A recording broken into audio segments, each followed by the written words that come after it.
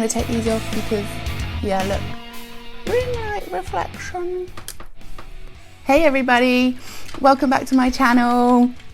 For those of you that are new here, I'm Lizz, and this is my brand new corner of the internet.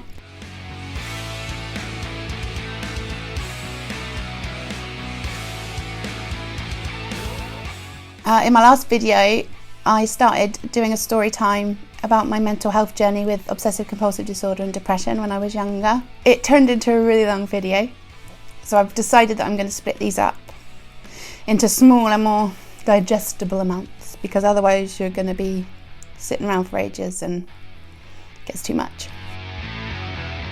So first of all, trigger warning. I'm going to be talking about OCD, depression, suicide attempts, self-harm. So if you don't feel that you are able to cope with listening to that, or it's going to trigger something to you, I really don't want anybody feeling yucky, icky, sad, down, triggered from my video. Please, if you think that it might be too much, please just, come back for another video. I won't be offended. So in my last video, I got you up to the point where I'd just been told that I was going to be going to a psychiatric hospital in Winchester, which is about a 45-minute journey from home. And I'd completely just freaked out about it, because all I'd seen was in movies of psychiatric hospitals where you're in a padded cell, in a straitjacket, with a bunch of loony people. And at the age of 14, I didn't know any better. That was my true worry about it. And I think today there's been, there's more information out there about what actually does go on in these psychiatric hospitals. There's been documentaries and stuff, and so people have seen a bit more of what it is like, and not just, the crazy Hollywood version of it. So I'm 14. I've just been told by my mum that I'm going to check out this hospital. Basically, they're going to see whether it's a good fit for me and if they can help me. We went up for a look around. I can still remember walking around. It was this really massive old building. For the walk around, I can remember being shown the lounge. So the place that I was stayed at was actually called Lee House. Lee House, back then in 1994, was basically one end was for boys, one end was for girls, and it was massive, like huge. And so the girls' end, you'd go in with the main reception area, and then there was like canteen down straight in front, and then to the right was the girls' end. So there was some like therapy rooms. There were stairs going up to the bedrooms. There was a communal kitchen, a big communal lounge, and it all looked very normal. It was nice. Yeah, it was just, like set up like a normal lounge, couches, TV, board games, hi-fi, and a CD player. I remember vaguely seeing some of the other kids, and some of them were engaging in conversations, some of them were sat reading books, some of them were sat huddled really tight in a corner, not wanting to be a part of anything that was going on. And I was really scared, I was really nervous about it, and they did put me at ease pretty fast, to be honest. And they took me up to see the bedrooms, and they were just, again, like a normal bedroom, wooden wardrobe, chest of drawers, bedside cabinet. All the other girls, had posters up and everything. They could do, what they wanted, really, like a normal teenage bedroom. And I was shown a room that I would probably get, and the bathroom that I would use, because they were like communal bathrooms again. They put my mind to rest pretty easy, and I realised that it wasn't a padded cell, and there were no straitjackets in sight. So I think it was actually only like a month, maybe not even that long, before I got the bed, because you had to wait for a bed to become available. And so off I trotted to psychiatric hospital. So I had to leave all of my friends and I had to leave my mum, and I know she found it hard and I found it hard. Going to a psychiatric hospital is positive and negative. There's lots of stories I could tell about how that went. I mean, the primary reason you go there is so that they can like concentrate on medication and how, you know, finding something that's gonna help bring you down to a level that you're then able to engage in therapies like CBT, cognitive behavioural therapy, occupational therapy, and all those sorts of things. So I was already on antidepressants, and I had been since I was 11 or 12. And I still to this day am on antidepressants. Fact of the matter is, if I didn't have my antidepressants that bring me to a quote unquote normal level, I would be back in a psychiatric hospital, I should think. You know, I do use alternative therapies as well as all the stuff like mindfulness and meditation. They definitely help. I am very, very on board. Everybody, you know, meshing the two sides together, alternative and mainstream medicine. Anyway, I digress. So they looked at like medicine, they tried me on different medicines, and at that point I was actually I was psychotic, so I was put on an antipsychotic. Haloperidol it was called, and it was horrendous. And one thing I can always remember is in the mornings you'd go down to the medical room to get your medicine and everything, and they'd make sure that you'd taken it and not stuffed it under your tongue or in the corner of your mouth, because obviously there was a big risk for very, very ill, depressed children, teenagers, to want to stash their tablets for untoward reasons. But I always remember the haloperidol would never go, it was a capsule and it would never go down properly, and it would feel like it was stuck in my throat, and I don't think it was. I think what it was is that the capsule would open and some of it would stay like in my esophagus and it would burn like bugger. Oh my God.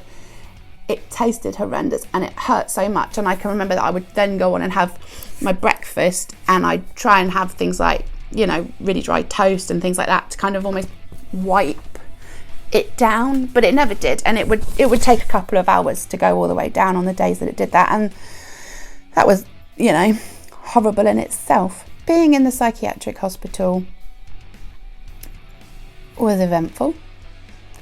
And I've since realised it was traumatic as well, actually, in its own right. As much as it was there to help me, it added trauma to me because of the things that I witnessed and I experienced. I mean, I made some fantastic friends there. When you are put into a situation like that, that's very emotional, high energy, lots going on with kids that do understand you. The pluses of that is that, yeah, they understand you and you can form bonds with them in such a deep level. You get each other, you understand, even if you don't have the same, you know, illness, you empathize completely. And I met such wonderful people there. I mean, there was kids there for all different reasons. There was one other girl there with OCD who was lovely, and actually shared a room with her for a while to help each other with our OCD. She had very different rituals and, you know, obsessive thoughts to what I had, but obviously we understood each other, and it was wonderful for the first time to meet somebody my age with OCD and feel a bit more normal. There were kids there with schizophrenia. And, you know, I have witnessed some of the violent sides of schizophrenia, but it was never towards anybody else. It was always that they were doing something to themselves. And it was heartbreaking.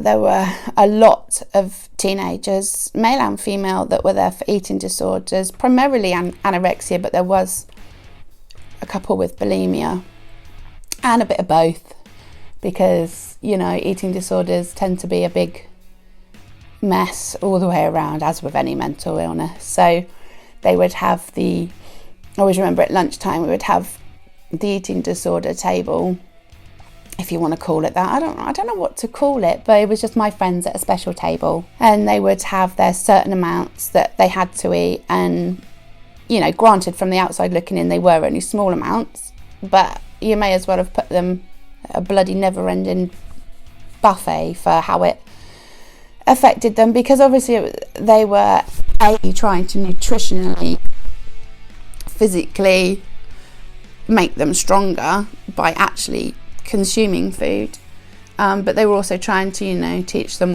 what was normal eating.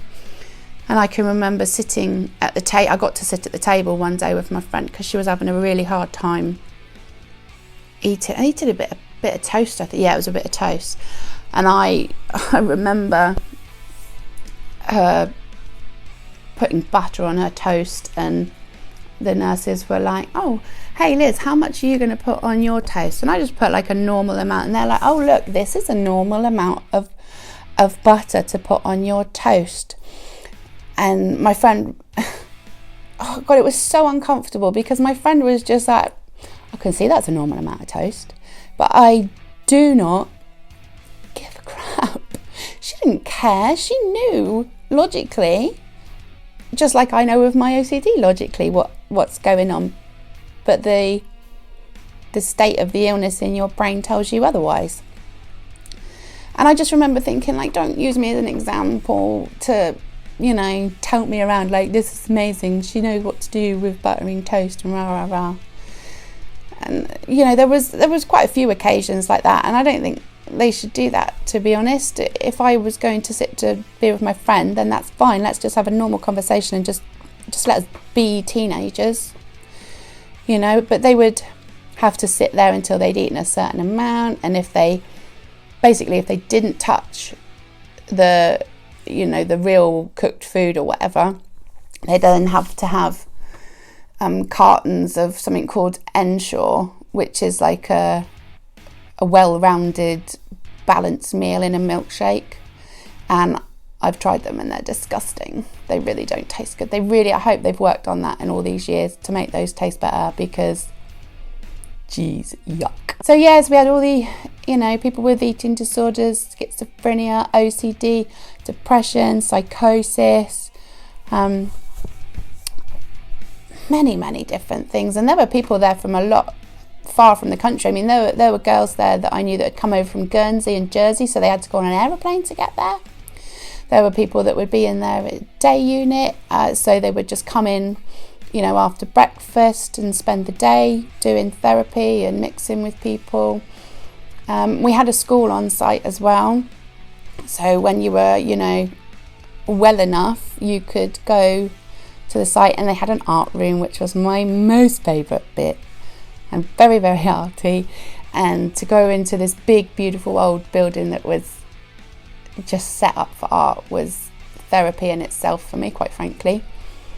I thoroughly enjoyed that. And then we had, we had maths and science, and I remember we had the computers, and back then, it was all like paint and, you like word art and stuff, and we'd make banners to go around and stuff with all these old computer programs that are like dinosaurs now. But it was new then, and it was fun.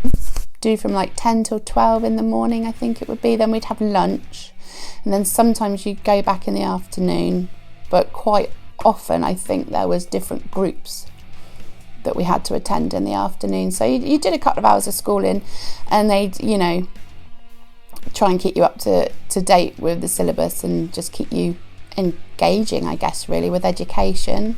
Different groups that we went to, I can remember occupational therapy ones, where personally I had huge fears around going out into the town or to shops. Didn't like all the people, felt I was being judged, and then the main part of it was that I was going to catch germs. And I can remember, I can feel it now, I used to hate it if somebody rubbed against me by accident.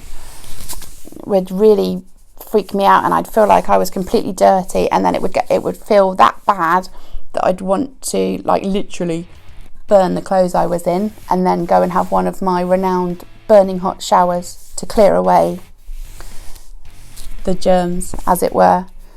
So one of my occupational therapists would actually take me. I can remember going to Asda one day, and I say one day, it was over the course of weeks that we would. The first time was managing to get in the car. The second time it was managing to get in the car and to drive there. Then another day it was getting in the car, driving there, getting out of the car and maybe walking towards the entrance. And all the while this is going on, this isn't just like a 5-minute thing. This is talking through what the fears are, what's going on in my head, the logical side of it, what the obsessions and thoughts and rituals are, and just working through it all and everything. And I can remember, getting to the point where I actually walked into Asda, and I think we just did like a little loop around the kiosk or something, and it makes me breathless now, because I can remember the fear of being there and doing all of that. Other occupational therapy stuff we did a lot of art therapy. Basically, we had an art therapist that would come in, and we'd listen to music, and we'd paint or draw what was coming to mind. That was what they taught me, meditation, in the beginning when I was there, because that was something we did in one of the little halls. We would do meditation or do like guided visualizations. We had a gym as well. So I always remember there was a big mural on the wall that said "No pain, no gain." So we could go and do exercise. We had a basketball court. I used to love playing basketball. That was one of my favourite physical activities to do there. We'd have other therapy sessions as a group, or like all the girls or all the boys, or both together, talking about what was bothering us that day, how we were feeling that day, or how the week had been, or talking about whether. That was the other thing, you had to kind of earn your weekends home, if you could get a weekend home. To start with, you have to stay in for I think it was a couple of weeks you stayed there to obviously like acclimate yourself to it and get used to the people and stuff, but then you could start earning your weekends home. And so, some people would be really upset because they hadn't earned it, and I always remember that, especially with the people with EDs, that if they'd not eaten enough that week or got on enough and tried to, prove that they were trying enough, that they'd then not get to go home. And that was always devastating to see them do that. I don't think I ever had my weekends taken away from me. I had always done enough, thank goodness, that I got to go home on some weekends to be with my mummy and my doggies. But yeah, it was awful to have that taken away from you. And I know that it's like trying to give them something to work towards, but it also just depressed them because they couldn't go and do what they wanted to do, be home where they obviously like being.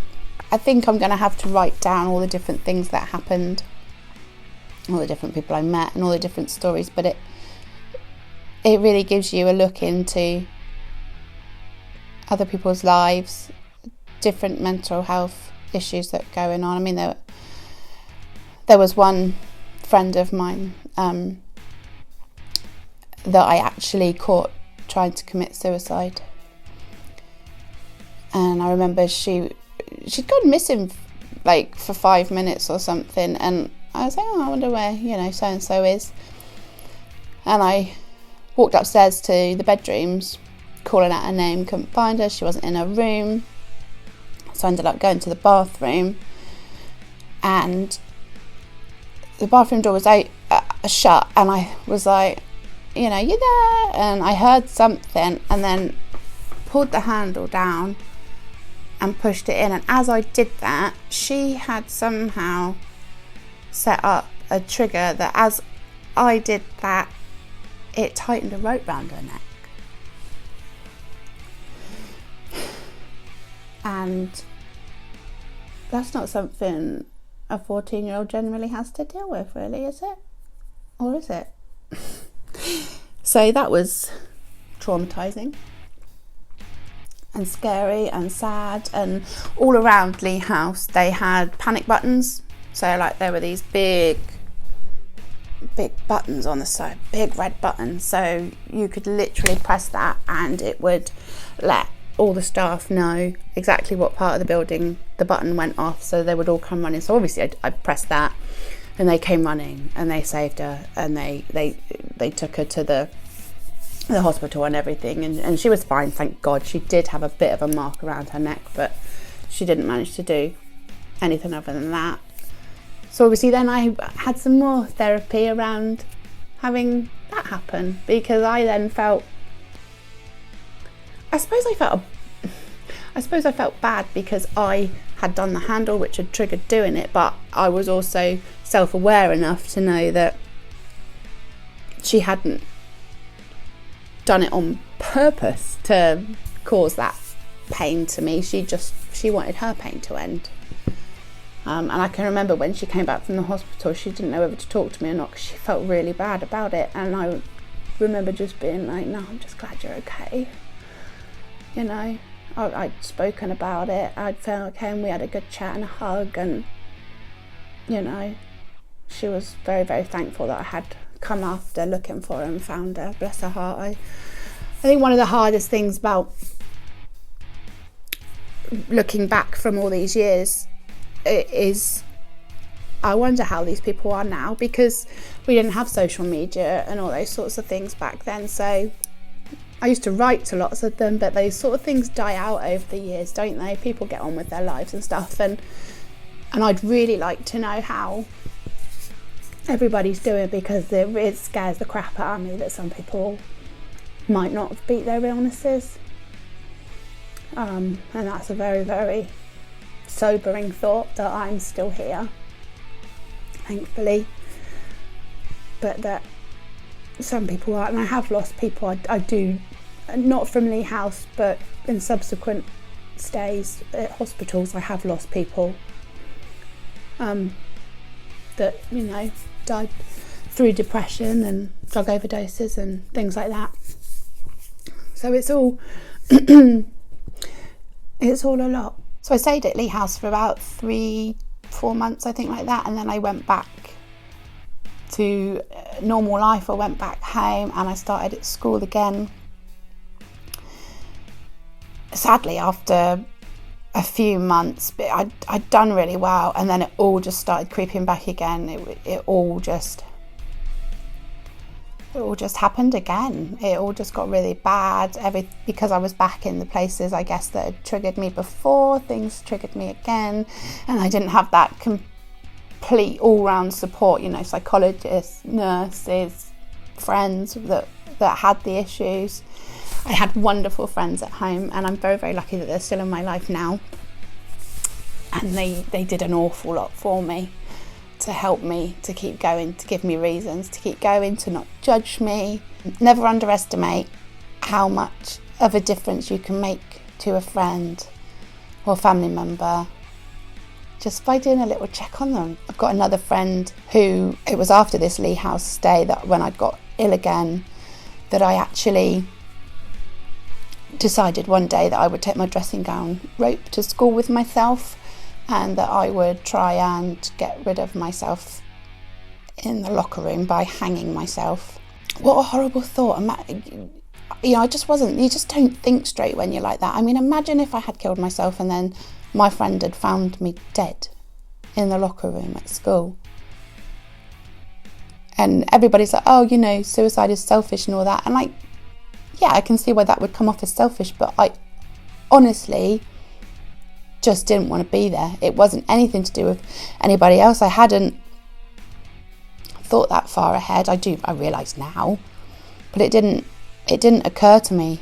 My OCD was so debilitating. My depression was so heavy. I'd started self-harming, which was something I learnt at Lee House, unfortunately. I'd never heard of it until I went to Lee House and then saw my friends cutting themselves. And I was like, what's this all about? and they told me how it made them feel, and I learned that I quite appreciated how it made me feel, because it felt like letting out the bad stuff. It was like you could control the pain, you could control a part of your life because you couldn't control any other part. And it would feel like I always described it as my Eeyore gloomy clouds, you know, because the cloud would come over me, and whilst you're doing it, I could never feel the pain of it. It was only afterwards that it would start hurting, because I guess you get adrenaline and stuff like that. But I digressed again. So I was at school, I think I must have been coming up on 16 then, and I decided I'd absolutely completely had enough of life. And my beautiful friend, Belle had gone for lesson, everybody was walking to lesson, and I had gone to the toilet, and then I went back to the locker room because I knew nobody would be around. I hooked myself up with my rope, and then my friend appeared around the corner, and I just remember being like, what the fuck are you doing? And scrabbling towards me. I can see her doing it now. And she'd forgotten her books. She'd forgotten her books for lessons, so she had to come back to her locker and get them, and that's the only reason I was stopped from doing that. There's been other attempts along the way, but that one always sticks with me. It wasn't long after that I actually ended up back at Lee House. Okay, well, I'm going to stop now because I really need to go and get some lunch. Thank you so much for taking the time to watch. I know this has been heavy. If it's been a lot, I'm going to put loads of links in the description for help. Obviously mainly for the UK, but I will put ones for what I can find for around the world for help as well if you're struggling. Please press like and subscribe if you want to keep coming back for more. It would mean the world to me if you did. I really enjoy doing these.